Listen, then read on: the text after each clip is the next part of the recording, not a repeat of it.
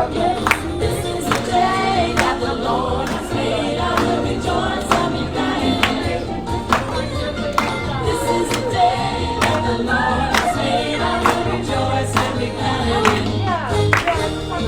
This is the day that the Lord has made. I will rejoice and be glad in it. This is the day that the Lord has made. I will rejoice and be glad in it. This is the day that the Lord has made. I will rejoice and be glad in it. This is the day that the Lord has made. I will rejoice and be glad in it. This is the day that the Lord has made. I will rejoice and be glad in it. Hey, this is the day that the Lord has made. I will rejoice and be glad in it. Everybody say, this is the day that the Lord has made. I will rejoice and be glad in it. Everybody say, this is the day.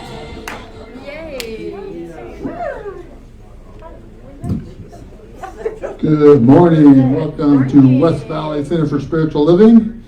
My name is Reverend Clyde Goings, and I'm the assistant minister here. And I just want to welcome you on this beautiful Sunday morning. And I'm really glad that you're online with us as well as here at the center. So it seems like we're getting more and more people coming back, and different people coming back, and same people coming back. And so it's just feeling really, really good and feeling somewhat coming back to normal. So this is fantastic. So yeah, we're still kind of trying to figure things out. Not only us, but everybody. This whole mask thing is getting very confusing to me. But anyways, so we're here, and we come together every Sunday to remember that truth, that we're whole, perfect, and complete, just the way that we are. And so we come together to remember that truth, and we come together and celebrate life itself, knowing that life is always good. And life is always evolving to the highest and best good, and our life is no different. So we have the Bradfords here today, and we are going to be opening with their beautiful song. But before we start that, we want to start off by saying our vision statement together. So if you can repeat the vision statement with me. We are a loving, joy-filled community, honoring the many paths to God, as we learn and live the science of mind principles. And so it is. So just simply relax, sit back, open up your hearts and minds, and allow the Bradfords to open up your heart. Thank you.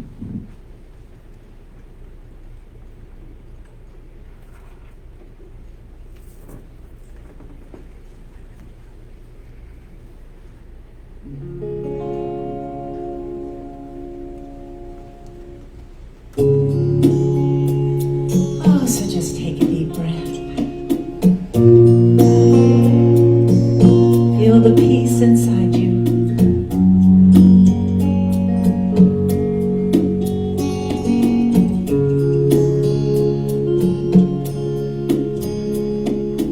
I will make a quiet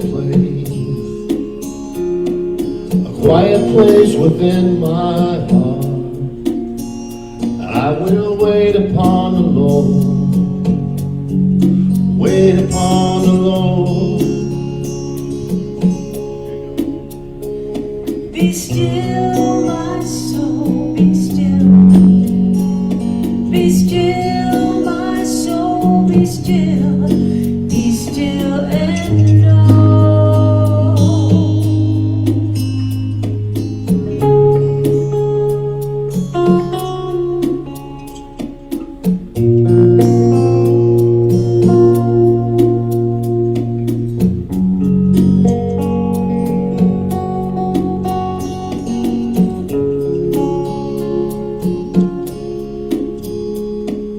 I will make a quiet place within my mind. I will wait upon the Lord, wait upon the Lord. Be still, my soul, be still. Be still, my soul, be still. Be still and know. I will make a quiet place within my life. And I will wait upon the Lord, wait upon the Lord. I will make a quiet place. So as we sit here and reverently settle into this quiet space, knowing that love abides and that is the platform from which we walk forward in this day, and all of us together create a world that is better. And we are so grateful to have the incredible voice of our beautiful singers today, and the Bradfords here to open our hearts and our minds and our souls and our love, and the words that are flowing through Reverend Karen that each and every one of us can take home and ponder on for the rest of this day. And I just give thanks for it all, and so it is. My reading is from Change Your Life, Change Your World by Ahmad Ahmad. Perfection is trusting that life loves you always and in all ways. Every single thing that exists and every single thing that happens is holy. It is seated by the Holy Spirit and is gestated in the womb of the Holy Mother. The capacity to see that there is no exception to this gives birth to compassion, both for yourself and for the world. Through the eyes of love, you see that all suffering, as well as all joy, is a blessing. Love blesses you and the world with its holiness. The power to love is more powerful than bullets. It is the only revolution we need, because it gives us strength to recreate the world as we wish to see it. It will be a world built by the wings of angels and by the hearts and the hands of humans, a world in which we care for ourselves, for each other, for the planet we live on, and for the whole of existence. And so it is.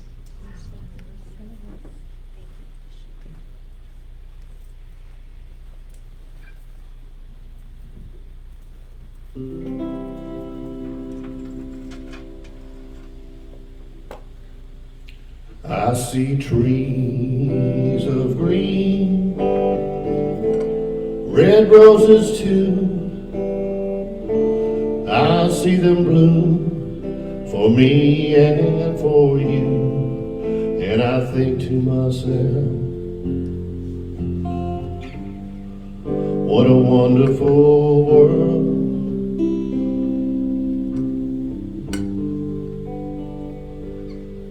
I see skies of blue, clouds of white, the bright blessed day, the dark sacred night, and I think to myself,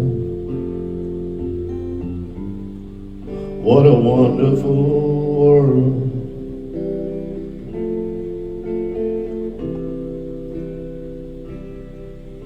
The colors of the rainbow, so pretty in the sky, are also on the faces of people passing by.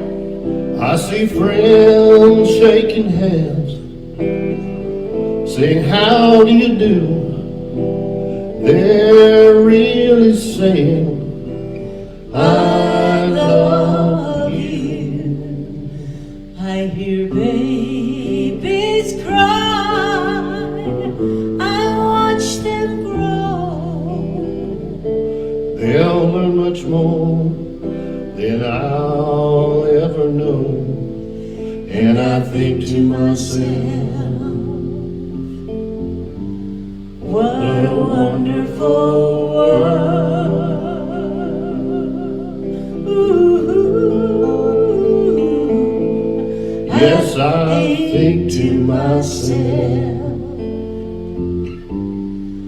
what a wonderful world.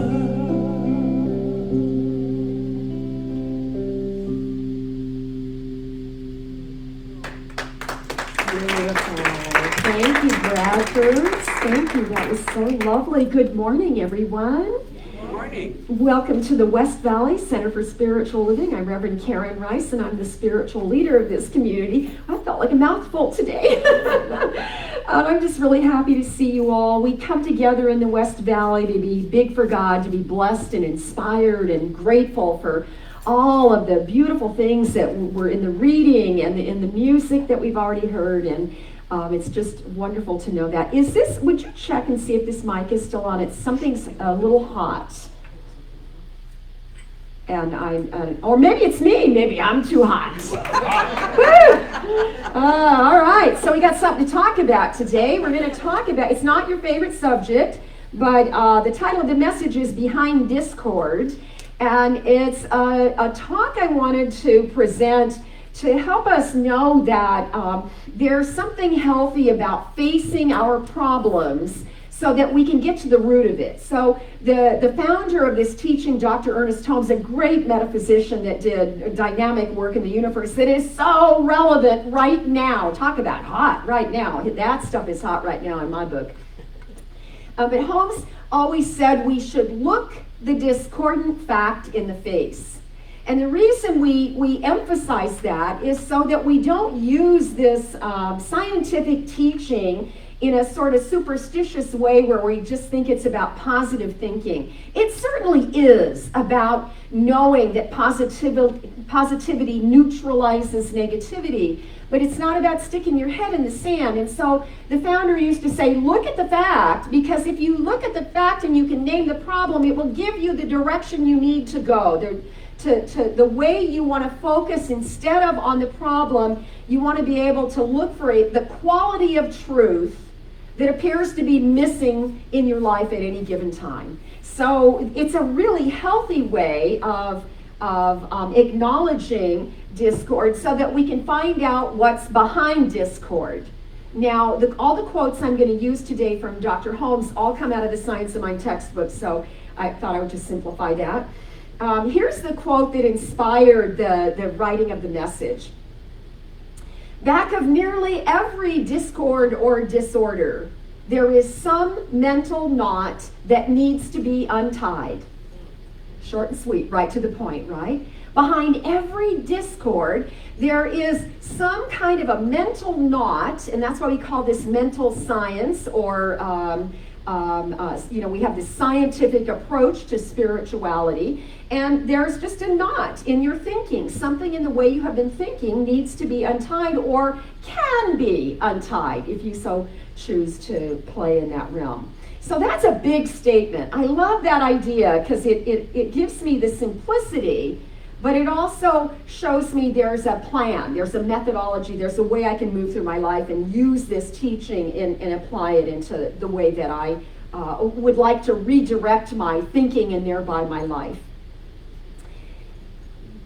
I've always loved that, and it's why I have it on the wall here. I've always loved that scriptural passage that says we can be transformed by renewing our thoughts, by renewing our minds, right? So a new thought creates newness in our life and the way we move about the world. So we can be confident. It's so wonderful that so many great spiritual teachers have stood in all of this idea of spiritual principle and the way spiritual laws work in our life consistently and all the time, the way the whole universe has that intelligence and knows how to keep moving all the time.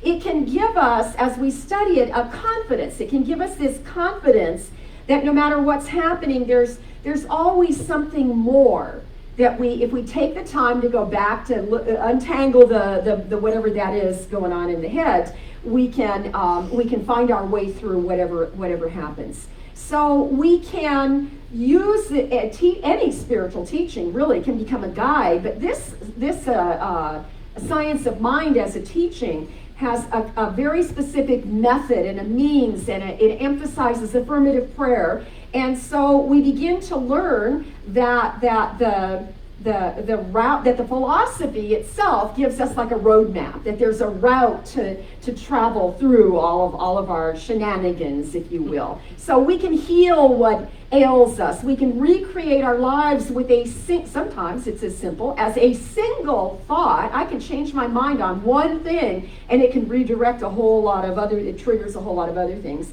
And we indeed have the ability to neutralize negativity in our experience. And it doesn't mean you have to, avoid all the negative people in your life or in your world or in your family, whatever. So good is always available, even when we can't see it, but we can certainly learn how to become aware of it again. And I think that's the big gift in all of this. Someone said once, one of the ministers in our movement said once that we are always either creating or attracting or allowing or agreeing to all the circumstances in our life. So if you have stuff going on, all you have to do is look at it, look at the discordance, and then decipher what is the quality of truth that you're not able to perceive, and then you make a slight adjustment in your own perspective. That's why this is so powerful. That's why this is so relevant, because anybody can use it and apply it in our own lives. We got some knots to be unraveled, and it's not a bad thing. It's just a part of life. It's just about always expanding our view. One of the key things I wanted to say this morning comes from, again, from Dr. Holmes. He said, we must look at the wrong conditions with the knowledge that we can change them. The realization that we have this ability must be gained by the application of our knowledge. So what a lovely thing to do, to say, there are really times in my life where I go, well, that's just wrong. I go right into that dualistic thinking, that's just happens because we're human and we live in physical bodies and all of that. Or I'll say, sometimes I'll hear myself go, oh, that's broken. That's just broken. In other words, it's not moving in the flow of the wholeness that's possible for whatever it is, whatever I'm having a little judgment about in the moment. So we have to look at it's okay to say something's not working right. Look at the wrong condition, he named it that, with the knowledge, with the absolute knowing that we can change it based upon our own realization that we just apply these principles in a realistic way to our life. And that's what I want to go into a little more detail this morning, but I'm going to do it by way of illustration. I'm going to share some stories of people you will know, some of them you will know. So that we can make it practical spirit, so we can really have the satisfaction of living in a practical spirituality with applied application, that we use in our lives and in a good way. Because the thing is that we know this now because of neuroscience, the neuroplasticity, and all the studies on the brain that they're doing. What we know is that the brain is always taking in information. Your brain is always taking in information, but it can't see everything. We miss things that are going on. We know that, and it's like the different people that witness an accident and they give their reports and they all see different things, and some of them seem even kind of far-fetched. One time I was at a ministerial conference in, somewhere back east. And we were in the shuttle on the way to the airport, and it had snowed, and the roads were icy, and we were involved in a little fender bender, and there must have been 6 or 8 ministers in this van, and none of us had the same story as to what happened in the accident. It was really just quite amusing. So I often think about that. But the information you are collecting will either better equip you for life, or it will turn you in the other direction. Sometimes, especially if we're not in if our mood is, if we're feeling impacted by some of the stuff we see going on in the world or in our lives, our mood can then sort of shadowy, make the what's going on in our life look shadowy, right? It's not clear. And so sometimes we take that information, pieces of information, and we use it to build a wall so that we can defend ourselves, so that we don't get hurt.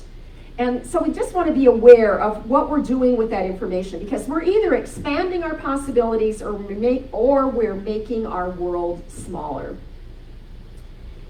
So the 3 individuals I wanted to talk about today are great people who most of us are familiar with, and they are people who have taken some very hard knocks in life. They've had difficult lives, and they were then able to profoundly use what was given them and turn it around and live to be amazing examples of what's possible in life. So I was thinking about Helen Keller. I was thinking about Viktor Frankl. And then I thought of somebody more current, and that was Stephen Hawking. And so these are all three extraordinary individuals who went through extreme hardships, the hardships of which we probably cannot even compare our own lives to. But they are great examples of having that beautiful spirit of not giving up.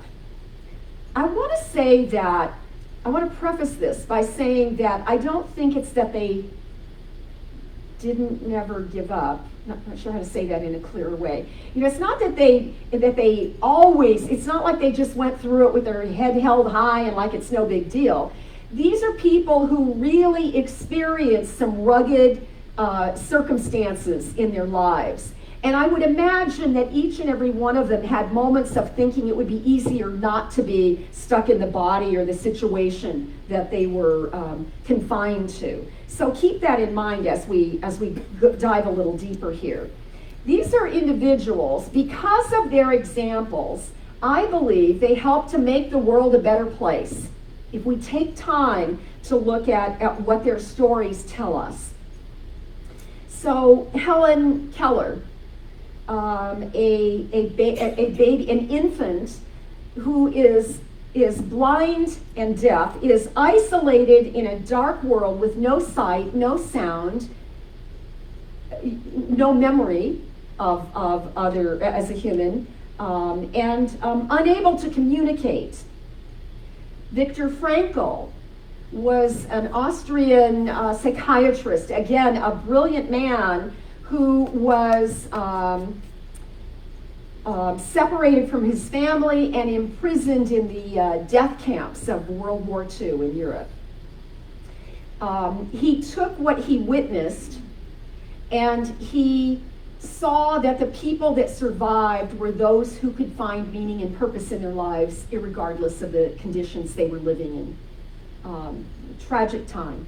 Then there's, in a more current way, the story of Stephen Hawking, who was absolutely an extremely brilliant human being. He was an astrophysicist, and he was diagnosed with ALS.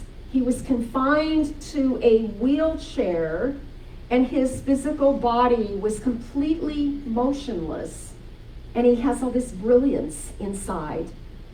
And even in spite of that, the work he did in those years of his life where he was in what would seem like imprisonment to most of us, he is considered the most recognizable scientist of our age. So when I look at those three individuals, I'm playing with this, and I'm like trying to think of those people who we look at as sort of heroes that have lived courageous, heroic lives by just trying to make the best out of what they had.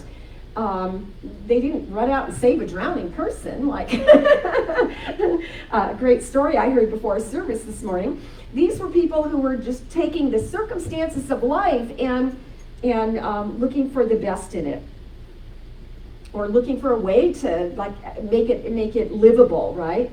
But then if I go back to that opening quote that I read to you from Ernest Holmes, where he says, behind every disorder, behind every discord, there is some mental knot that needs to be untied. Now I'm confused.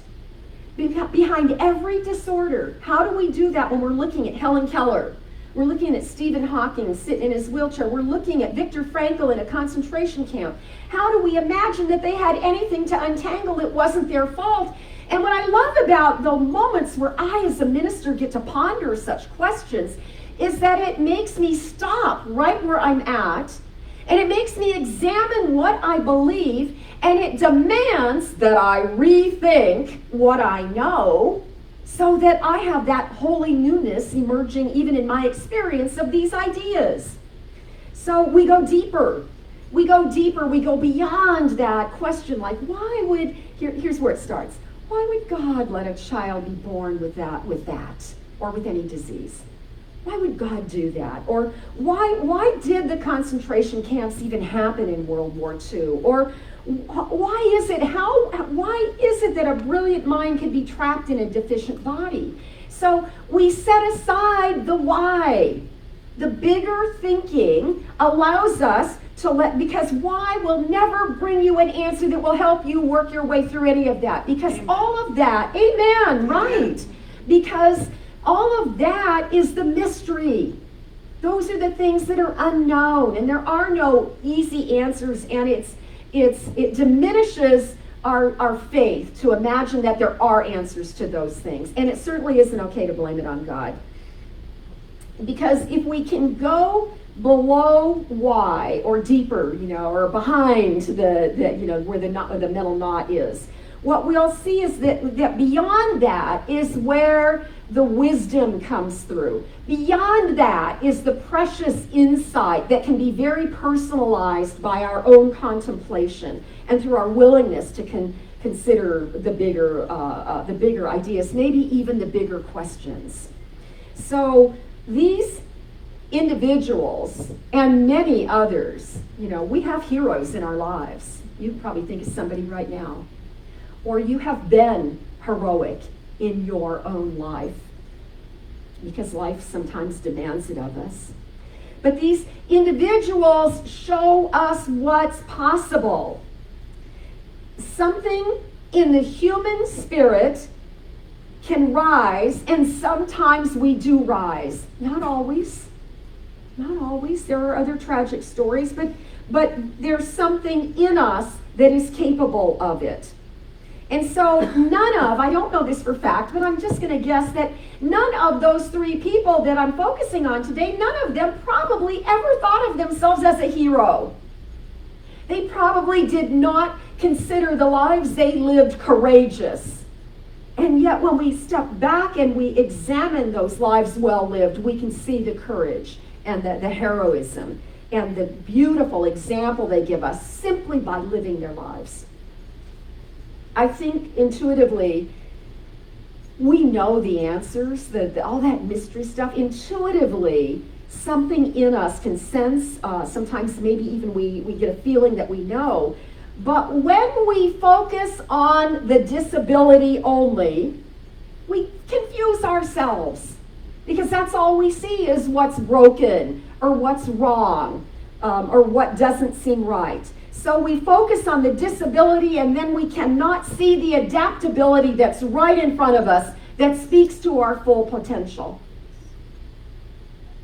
The soul, your soul longs for freedom.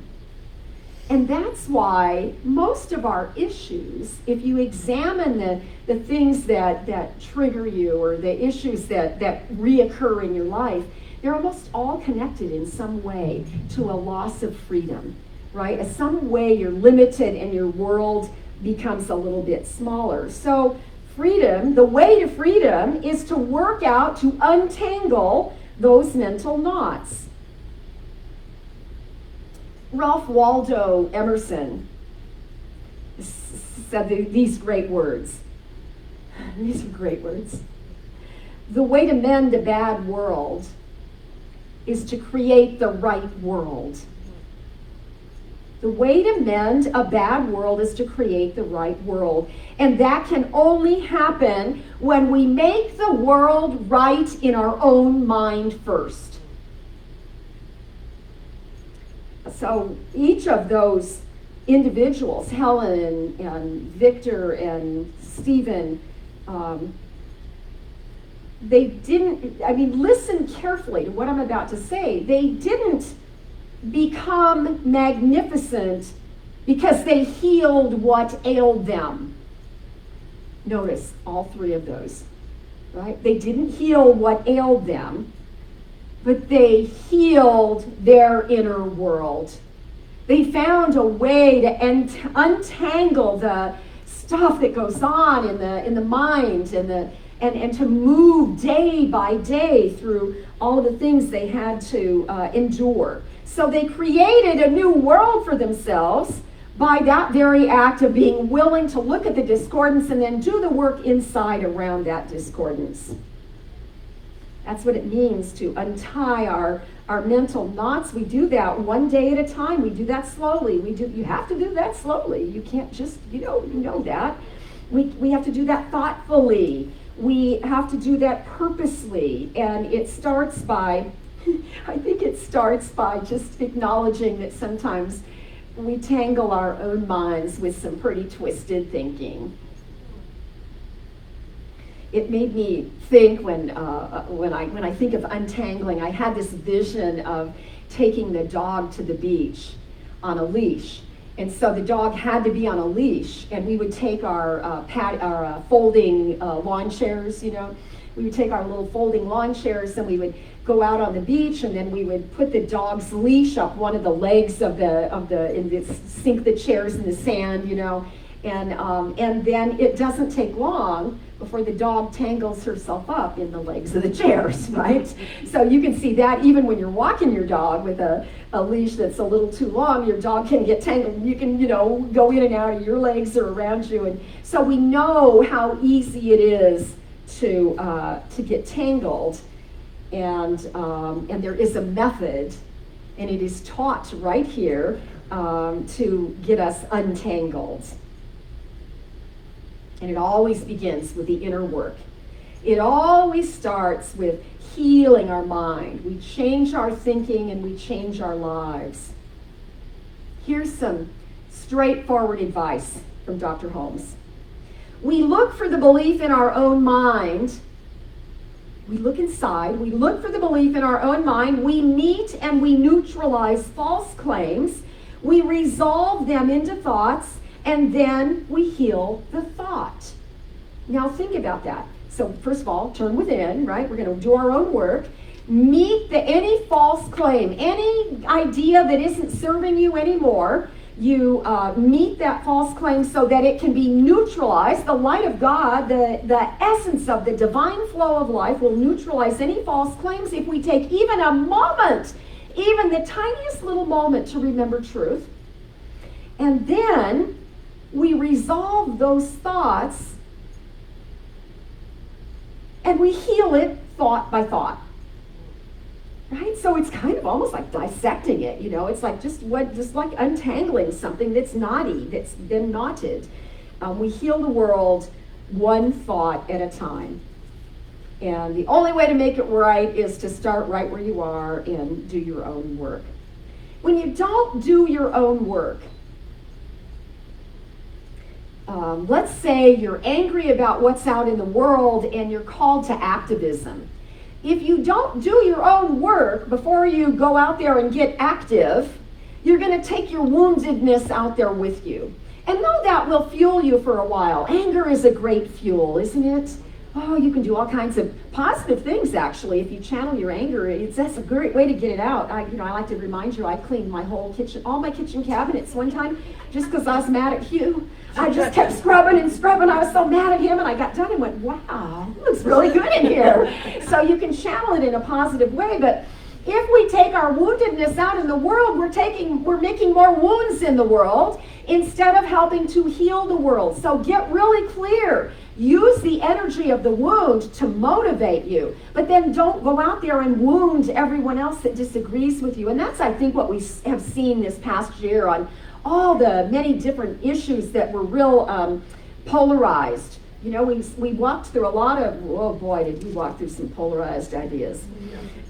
So we take when you're fueled by your anger, try and use it in a positive way. And if you don't, you may end up being paralyzed by your fear, which is even worse. It may be even worse. I don't know. I think they're just opposites. But we want to remember, I love that beautiful part of our teaching is that's the first step, is to step out of victimhood and to recognize you are not powerless. You are not.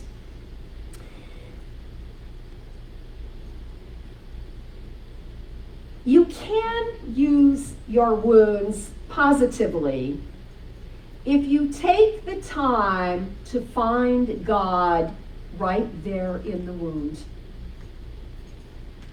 There's no place that God is not. then no matter how messy the situation or how tight the knot is in your own mind, God is still there. And God is not limited.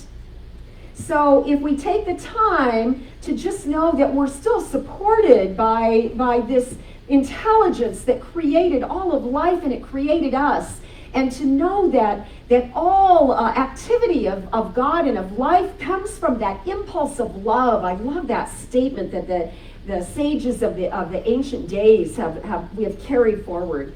That the impulse of love is the force that activates all things and brings things into creation. So our problems and the contradictions that we see or experience in life are really the very energy of creation. Think about it.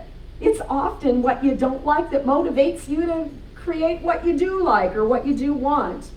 Our problems and contradictions are the very energy of creation. So in the same way we lived through a pandemic that we had never done quite like this before, we had a lot of limitations imposed upon us in the last year or more. And we were forced to live in this sort of in-between space. And it's so odd now to reflect back and start to think about how scary it was when it started, and or I have memories of things. I was writing the message and I remembered that I have this really good friend who I was talking to on the phone, and she said to me, the governor is I can't remember if it was a retro, if it had already happened or she was projecting a day ahead, but she said something like, the governor has said on Tuesday we're all going to be on lockdown. Everything's closing down and we're going to be stuck in our homes. So you know what I did on Monday? I drove through Dairy Queen and I bought a banana split and a chocolate shake and a hot fudge sundae, and I took it home and put it in the freezer because I don't know when I'm going to be able to have that again. Right? So this is the real life we live through, and it has humor in it. But man, it was scary when we were really in that place of limbo, that place of waiting, that place of not having, we never had good information. It would change every day. We did a really good job. Talk about how adaptable we have been, like it or not, we've already proven that. So I like that idea that when we're going through a problem or a difficult period of time, just like in the pandemic, we feel stripped of privileges, and then we're waiting, and in the beginning when it's scary, it feels like a tomb, right? There's loss, there's grief over hot fudge sundaes and things that, as it turned out, we could still get them. But there's that time where it's so scary and it's so unknown that it's a tomb. But when we wait in the dark and we recognize that God is right there, try and think of that song lyric from that song. That was something about the sacred darkness. Holy cow, that touched me when you said that. It was like, I have never heard that line in that song before. The sacred darkness. Well, that's where all creation is born from, in the dark. Everything starts, the seed in the ground and the egg in the womb, all of that starts in that God energy. And it is Spirit itself that gives it the kiss of life, whatever it is, whether it's a new bed of flowers or a piece of art, it doesn't matter, all of it. And I thought, when I thought about, we're sitting in the dark. Nirvana Gale, one of my teachers when I was in school, Nirvana Gale said, the dark is the purity of the unmanifested state. Ooh, isn't that luscious? The dark is the purity of the unmanifested state. It's that everything that hasn't emerged yet comes through the dark because there's that beautiful sacredness in it. And so I really got turned on when I heard you sing that lyric. And I want to say that then I had this thought, that's truly what it means to be waiting on the Lord. Because there's a lot, that's also in the song we sing, the centering song now, it's I'll wait upon the Lord, I'll wait upon the Lord. That's what that means. That we have something in us that knows that is that same energetic force of creation that can also comfort us when we come back to our truth and remember these spiritual ideas. And then, yeah. But when we talk about waiting on the Lord, I want to be clear that I say to you, this is not about inaction. This is not about doing nothing. Because what we say is we treat, we pray, we treat, and we move our feet, right? There's always activity that helps on our part. Something that allows us to be in that posture of receiving the answer to the prayer. So it's not in action, but it is also not forcing, not pushing or forcing things to. I mean, think of trying to untangle something. You can't force it. Here's what I thought. This kind of blows my mind. I can't think of what I'm trying to say here, but blows my mind, says it well. Here's what I thought. Stephen Hawking and Viktor Frankl and Helen Keller were not waiting for the Lord to heal their disease. They were not. They moved in their lives into action, and that part of untangling is a very personal thing. We wait for the wisdom to be revealed so we'll know how to do any necessary untangling, because all of it is already there because God is there. So the mental knot is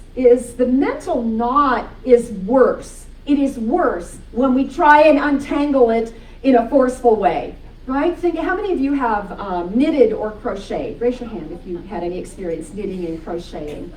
I love to crochet. I can knit, but not very. I could make those booties. Remember when that's how we all learned to knit back when I was young. But I like crocheting because you can just crochet and crochet. If you're doing an Afghan, it's so meditative. But there's a trick to getting the yarn started, right? So you take a skein of yarn and you look for the loose end, right? And you never know for sure where that loose end is going to be. So I always I look for the middle of the skein, and I feel around. And hopefully, if you're lucky, you just find it. You intuitively will go right to it. But often you put your glasses on and you get under the light and you start pulling it open, and you don't want to mess it up because you want it to pull nicely, right? So you're looking for that loose end in the yarn, and you're not even sure which end is where you're going to find the loose end. And then you pull it. So it's much easier to pull the yarn from the middle than it is to have it flopping on the floor while it's unwinding. If you take it from the outside, it'd be easier to find it and get it started, but it's much nicer to pull it from the middle. Now, once in a while, all you knitters know this, all you crocheters know this, once in a while, something happens in there that you can't see, just like life. And it gets all knotted up in itself. It's not any different than how sometimes we're wrapping this cord up to put it away, the Ethernet here, and it'll have like created a thing, right? And it's, I've seen my vacuum do that. How does that happen? Right? So there's a logical, I'm not really asking you to tell me why, but there's a logical, it's kind of, mathematical, a physicist could tell you easily. But I don't know how the yarn gets knotted in there, but when it does, I gently pull on it. I pull it till it's taut, and I don't yank it, because if I yank it, something in it's going to tighten so tight that it's going to be really hard to get it untangled. And we all know this. Same with jewelry. Isn't jewelry the same thing? You got a little, if I'm putting on my jewelry at the last minute and there's a kink there's a knot in a chain, it's like, forget about it. You can't do that when you're in a hurry. You have to do it. This is God's timing, right? You want to untangle the knot. You can't force it. You can't push it.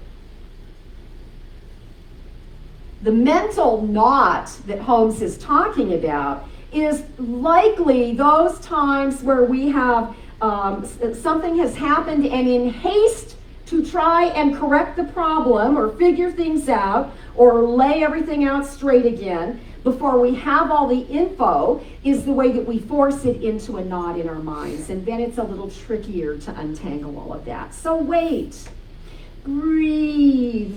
Don't force things.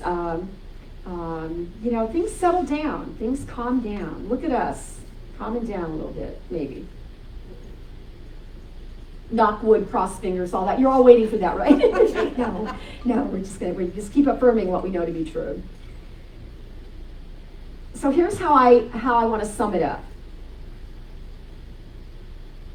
Extraordinary people who have lived seemingly courageous lives, they show us the benefit of waiting for the revelation, for waiting for God to reveal to you that next greater expression of yourself that's trying to emerge, in the same way that we as a spiritual community are waiting. We are visioning. We are currently visioning on a regular basis, opening ourselves to the divine guidance so we don't tangle a bunch of knots in needless ways that aren't necessary, so that we can allow ourselves to be used, so that we can become the fertile environment that the world is craving, a way for us to make sense of the confusion and all of that. So we're doing our part. We're waiting. If it appears we're waiting, we're just waiting for the revelation, for the revealing in God's timing of the next best decisions for us to make. So I want to end this morning with a quote from a great Russian quantum physicist named Ilya Prigogine. Ilya Prigogine, I have Russian heritage. My mother was full-blooded Russian, spoke Russian.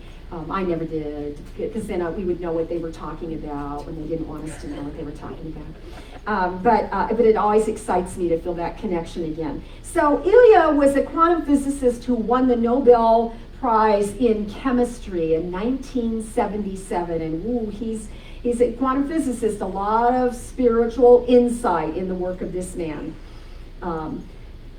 He said these words: "The future may indeed be uncertain, but this uncertainty is at the very heart of human creativity." So here's your takeaway this morning. Here's my gift. I'm going to sum up what I think is important about everything said today. And the first thing is, be gentle with your untying, right? Be brave to look at your mental knots and see what needs to be untied, but be gentle in that process, but be diligent, be committed. Remember, you can heal what ails you when you do the inner work first. Then everything changes in the outer realm as well. But do the inner work. And the last point is that every wrong condition can be changed in that same way, starting on the inside. I think that sums it up. I think that's what I wanted to say today. So take a breath. Take a nice, deep, holy breath. And get yourself comfortable where you're seated, because we're going to pray.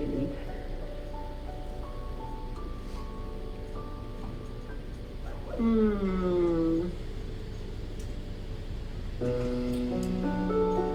going to pray because we know how powerful the words of prayer are. When two or more gather, there is a joining that goes far beyond anything we have imagined. And so right now, in this very room, I feel the love of God. I feel it at the core of my being, and I recognize that it is permeating every mind in this room and all the ears that are listening from afar. I feel that love of God, and I know that it is the activity of life, that it is here, that it is right at the center of every relationship. It is the presence of light in all of the situations that we maneuver through. It is that one glorious unifying force in the universe. I feel the love of God and I rejoice. For in that movement of love, we find the impulse of life. we open ourselves here and now to be sensitive to that kiss of life.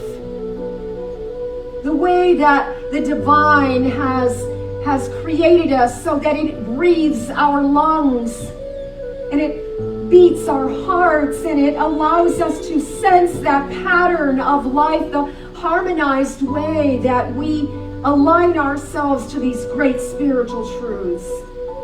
I recognize that there is a divine current that is always moving and breathing and living, and that is where we have our being. And so I feel the way in which we are held sweetly in the arms of God. I sense even now the way that infinite intelligence of all the universe, that which has created all of life, is healing us and restoring us to our wholeness. It is the very yearning in our heart for the qualities of truth that seem missing but are not. And so we clear the cobwebs away and we rest for a moment so that we might be able to see in the discord there is some mental knot that is just begging to be untied. And so we loosen our beliefs. We gently begin to pull apart anything that is knotted and doesn't belong in our lives. We allow ourselves to feel that flow of God and to now move our being in a new way. We command the law and we direct our lives to health and to wholeness and to abundance. And I know that in that very idea of this spoken word activated by this powerful coming together of many minds, I know that we are healing the world as we are willing to even heal and look at our own woundedness and allow Spirit itself to just put a salve of healing on our sore spots, so that there is life rejuvenating, that there is love that is restored in such a way that we begin to recognize that even where we thought it was missing, that there is a flow of everything that we need, income in our finances, that there's that giving and taking and that constant law of circulation, and we are participating in it every day, in every way, in our physical being as well as in our lives and as well as in the lives of our loved ones. For there too is God. So I say thank you, God. Thank you, life. Thank you, infinite Spirit, for this fresh awareness, for this way in which we know we can stand on principle, that we can renew our lives, that we can restore our vitality, and we can heal our beings. For this and for so much more, I am grateful, blessed, inspired, and grateful, and therefore big for God. And with that confident posture, I simply release these words into the law, allowing them to be, and together we say, and so it is. Amen. Amen. Grateful, grateful, grateful for all the love that I have. I am so grateful, grateful, grateful for all the love that I have. Everywhere I look and every face I see is love reflected, shining back to me.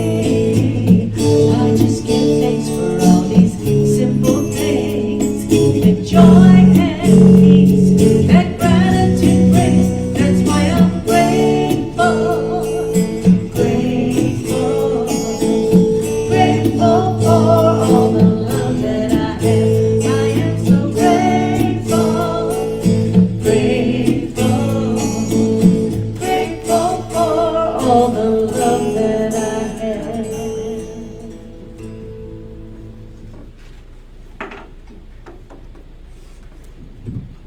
Thank you, Bradford.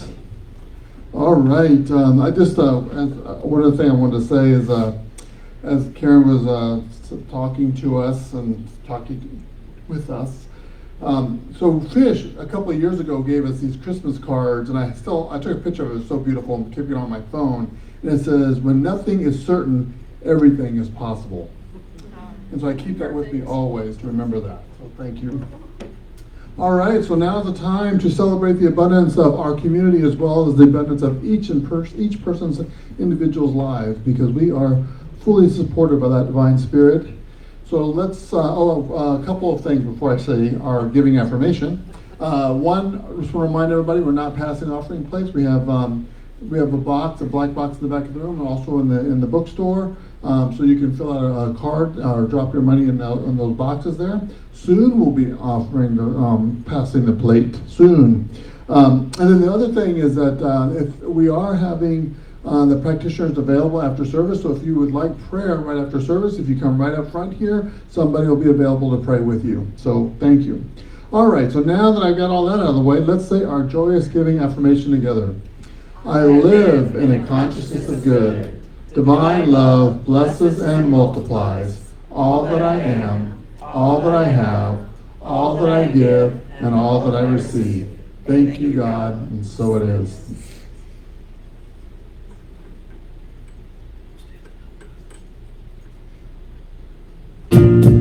Please stand for our last song.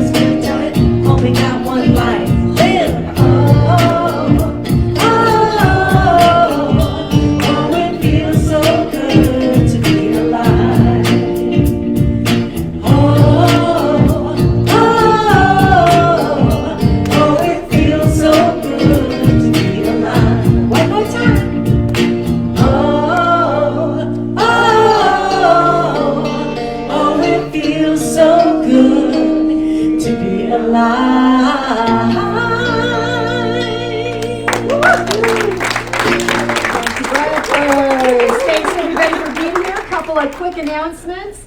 I am teaching Roots beginning the June 16th, and that will be on Wednesdays from 1:30 to 3:30. You must register ahead for that class, and I'm actually going to close registration this Thursday, June the 10th. If you don't sign up by then, I'm going to move into another project. So if you want it, you can have it. And that's on Wednesday afternoons. It's only 4 weeks, and there's details in the newsletter for that. And the other thing is, I just had this opportunity that unfolded last week, totally unexpected. I'm also going to be teaching the foundation class right here at the center on Thursday afternoons at 1 p.m. And I would invite anybody and everybody to come take that class, whether you've had it or not. I teach it in the fall. I usually teach it in the fall and then again in the winter. But some people have shown up that are interested, and I just couldn't say no. And besides that, I haven't taught in a year. I'm so eager to teach again. So we're going to do foundation. I'm going to make it affordable. I'm going to make it fun. We're only going to meet for 2 hours. We're only going to meet 9 classes, and we're going to have a really good time doing it. I suspect we're going to be meeting in the lobby out right out there. So if you want to take that, we'll start this coming Thursday. Yeah, next Thursday or this coming Thursday at 1 p.m. right here at the church. And so just show up. You don't need to register for that. I already have two for sure's. So I know I can go ahead with that. But honestly, if you need a boost right now, there is nothing better than going back to the basics, and I'm ready to teach. Let me just tell you. This might be a really good time to take a class with me, I think. Or a horrible time, I don't know. It could backfire on me, huh? And then really good news. The work for we are so blessed. We had a large gift we received as a spiritual community that has allowed us to get a brand new roof on this building. And even better than the roof is that we will have brand new air conditioning, and we will never suffer again other than being too cold. We've been waiting. We have taken every ounce out of those air conditioners, and we have pestered the people that love us and repair them for us at very low cost. And so anyhow, that work starts on June the 15th. We will continue to meet in the building through that whole process. But depending on, it is getting hotter. So we're going to have fans in here. If you'd rather watch from home, we understand. But from 6:15, June the 15th to June the 25th, they're projecting they will be complete with both the roof and do you know what a hard job Ed had in coordinating roofers and air conditioning experts all at the same time? That is a bunch of contractors right there. So we're looking at that process to be done in about 10 days. So yay, I'm so excited. So I'm going to close this out then with an affirmation. Repeat after me. I stand on the holy ground of truth. I stand on the holy ground of truth. All is well in my world. All is well in my world. Hallelujah. Hallelujah. Hallelujah. Hallelujah. Hallelujah. So it is. Have a blessed week, everybody. Remember, pray often, love much.